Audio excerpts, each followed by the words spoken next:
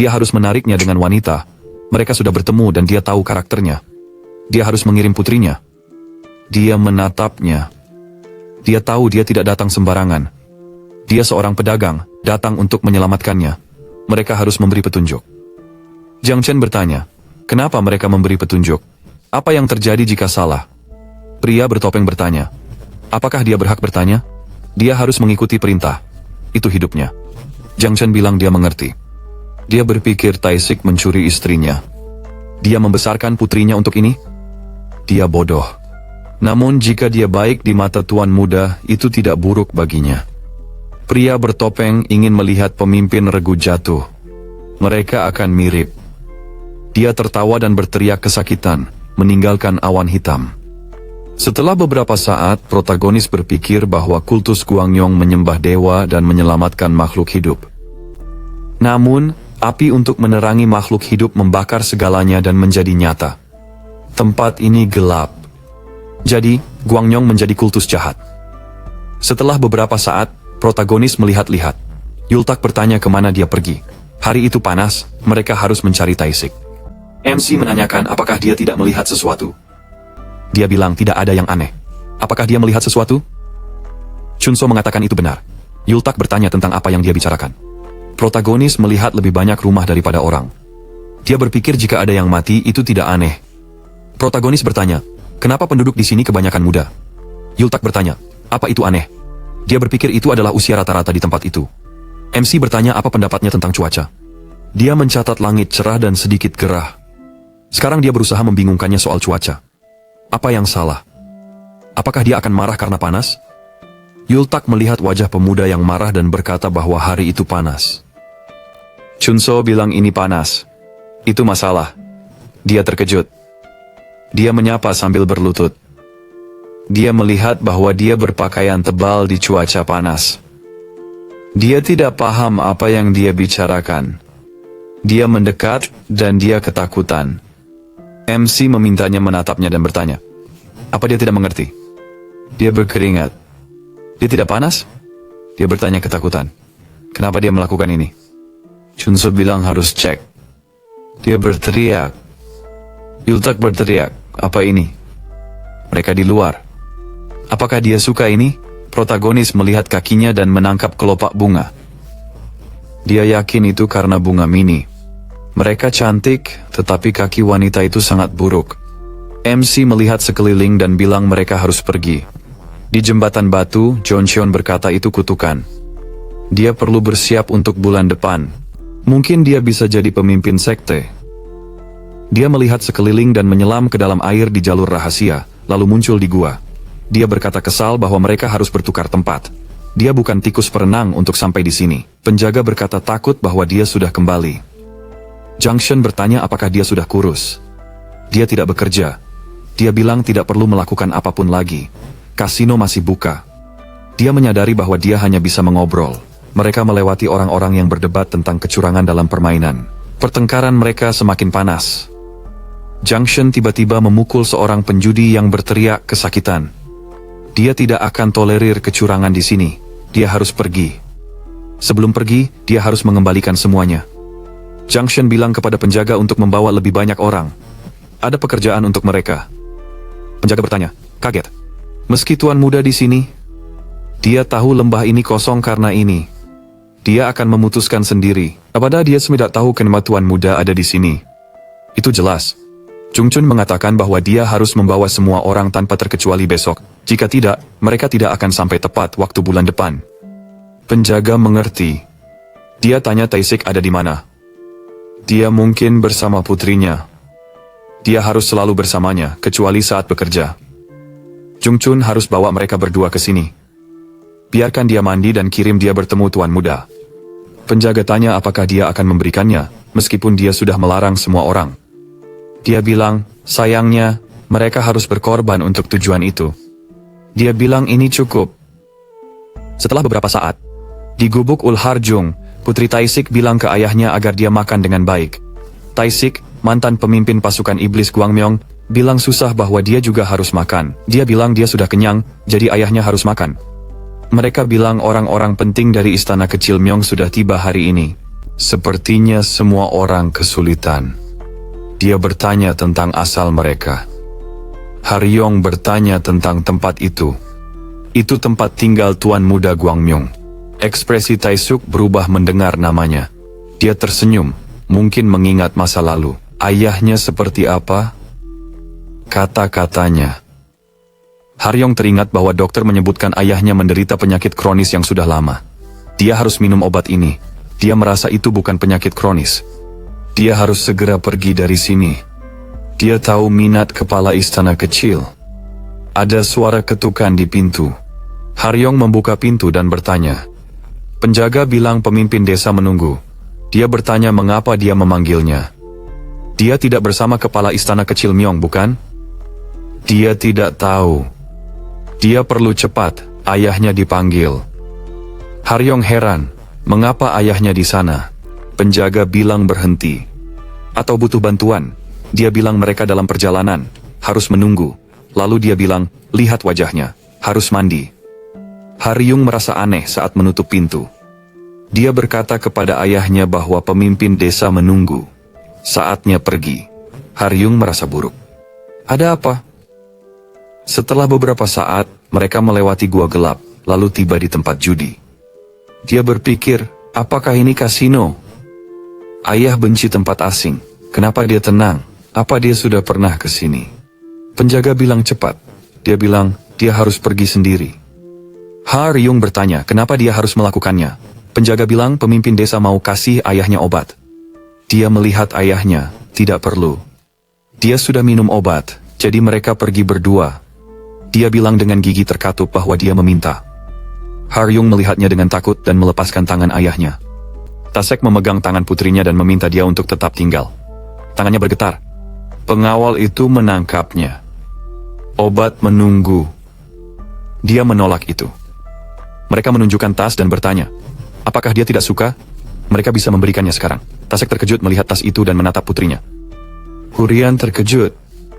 Isi tas dituang ke tangannya, dan dia menatapnya dengan takjub. Tasek melepaskan tangan. Dia terkejut saat mereka membawanya. Penjaga bertanya. Kepala desa menunggu. Hurian hampir menangis dan berpikir bahwa dia meminta ayahnya untuk menunggu. Dia akan kembali. Junshin berkata, dia bisa lewat. Ini pertama kalinya. Dia bisa duduk di mana saja. Dia menolak tawaran ini. Dia berkata bahwa ayahnya juga tidak mendengarkan. Dia mirip dengannya.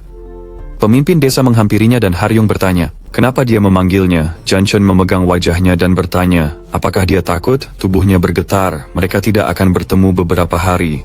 Dia bertanya, apa yang dia lakukan? Apakah dia jijik? Dia akan mengalami hal yang lebih buruk. Semakin lama dia melihatnya, semakin sakit hatinya. Haryong berteriak, apa yang dia bicarakan? Apa yang terjadi padanya? Janchun bertanya, apakah dia lupa siapa yang merawatnya? Hanya karena dia, ayahnya hidup lama. Dia ingin memberi kesempatan untuk membalas. Kenapa dia takut? Dia bilang, jangan mendekatinya. Janchun berteriak bahwa dia tidak bersyukur. Meskipun dia tahu ayahnya semakin parah, dia menjauh. Dia benar?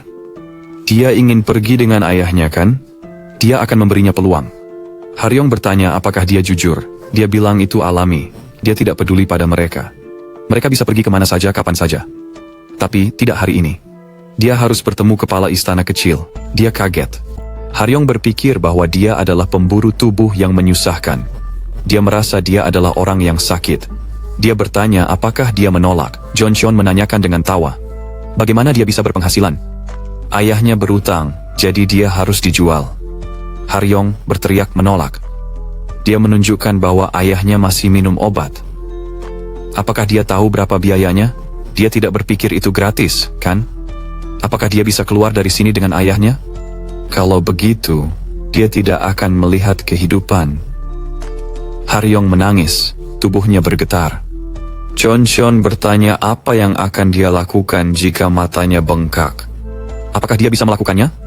Dia berteriak memanggil anak buahnya. Dia setuju, tapi jangan sentuh ayahnya. Joncheon menunjukkan bahwa dia seharusnya setuju. Waktunya akan segera tiba.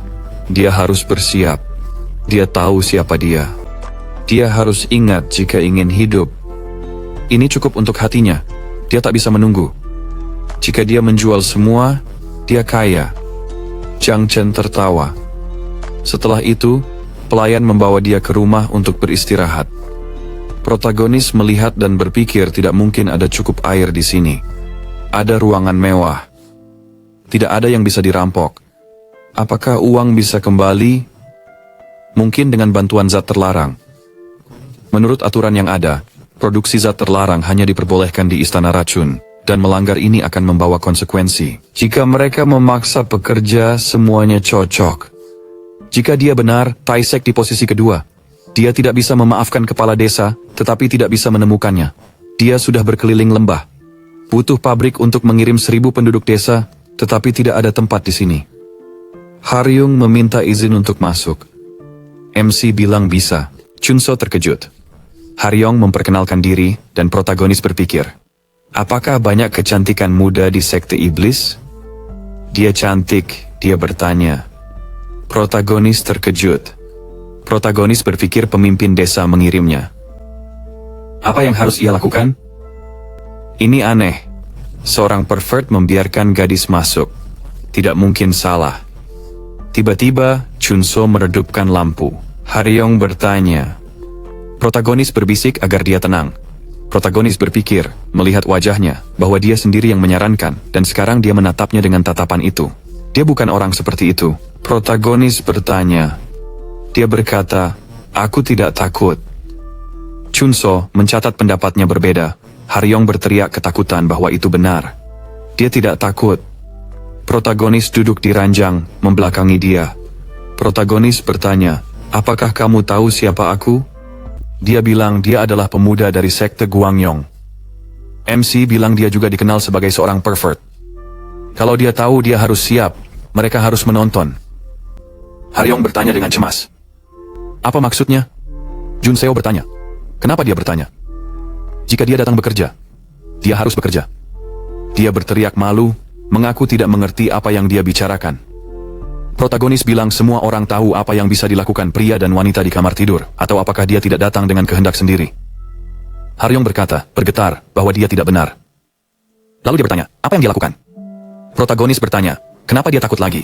Jika dia tidak melakukan apa-apa, berarti dia harus mulai. Dia bilang butuh waktu. MC bilang dia yang menyarankan itu. Sekarang dia butuh waktu. Apakah dia mengejeknya? Haryong bilang dia tidak punya pengalaman. MC menghela napas berat dan bilang dia harus kembali.